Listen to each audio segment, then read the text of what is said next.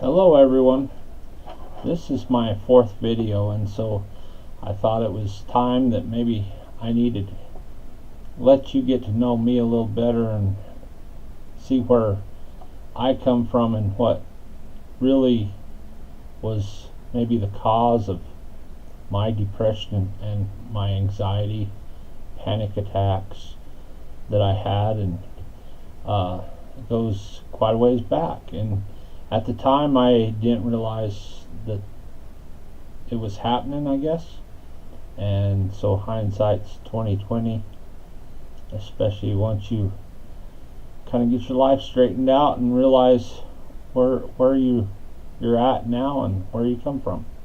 So mine started fairly early. When I was in 5th grade, I had this brilliant idea to have a really in-depth health class. And I guess, according to my mom, I had a lot of issues with it. My mind just really overthought a lot of things, and it bothered me a lot, and I just couldn't figure out how our body could handle all the stuff that they was telling me, and that I didn't have to think about it. And so that's where some of my anxiety comes from, and probably on through it affected me a long time. So that's where my original start was, that I can remember for sure, and that I've been told was a big part of it. And so the next time we jumped quite a ways ahead till where I was already married and had 2 kids. And I'll set the scene for you. My wife was working, and I was guiding hunters at the time, and we had leased a place, and it took a lot of money, and we was just barely able to budget it, but we decided together that we could do it. And anyway, I was guiding hunters, and my wife decided all of a sudden that she was just going to quit her job because she needed more time with the kids. And that just sent me in a bad spiral, because from right then I went into a deep depression. And the reason I did was because I felt like I had no control over anything, and that I couldn't make any decisions, because we decided this together, and then she all of a sudden changed her mind without me knowing it, and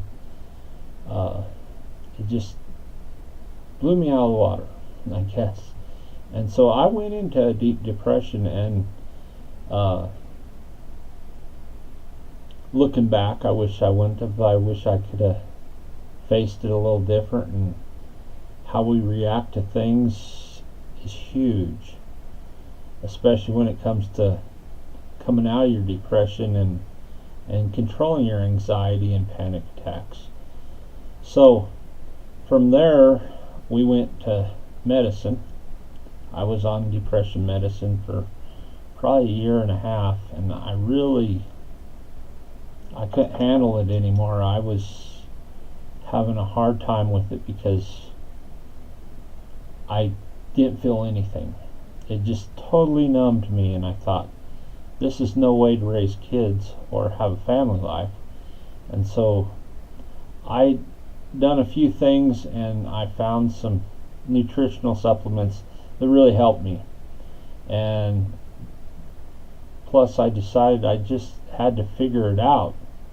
And it still took a long time after that, but the depression went away fairly fast after that. But the anxiety and panic attacks continued for a while, and there was a lot of learning from then till now, and I don't have hardly any anxiety anymore. I don't have panic attacks anymore, because I control them, because I can tell when they're coming on.